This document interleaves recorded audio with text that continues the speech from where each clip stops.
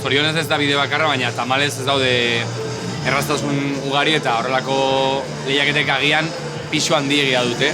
Dagoen panorama ikusita, orduan taldeentzat nik uste oso garrantzitsua dela eta bultzada ezinbesteko bat dela. Lehiaketak irauten daben denbora hortan, saretu bien taldeek belortzen da biela ikusgarritasun puntu bat, eta orduan danontzako dela onuragarria ez bakarrik irabazleantzako.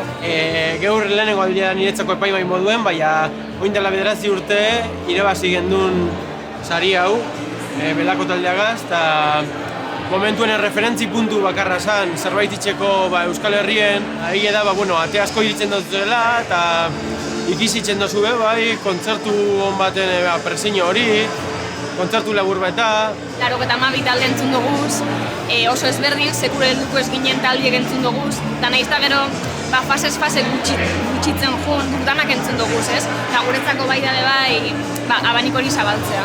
Nik uste dut hirurok dekogula igual, ez dakitz, pentsamendu apurbete ezberdine eta horrek laguntzen dugu epaimaia sortzen eta hori hona da aukera finala itxeko orduen. Oso zaila da, oso genero diferenteak dire, oso estilo diferenteak, gauza asko hartu behar dira kontuten. Bai nahiko duguna da, eta pixkat hirurok horretan ados gauzela izeti talde bat edo proiektu bat aktiboa izango dana, ez?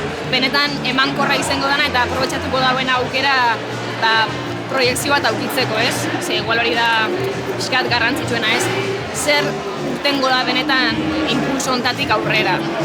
Ez dugu kriterio objektiborik ezarri baloratzerako garaian, nik uste oso subjektiboa da, baina orokorrean dela gehien transmititzen dizun taldea eta horretarako behar duzu zerbait benetakoa edo autentikoa eta zentzu batean naturala, orduan hain subjektiboa denez, horregatik da erabakigarria gaurko egun. Lau taldeak lau artistak oso potenteak dira eta ni nator benetan eta lortu dut etortzea erabat zuri.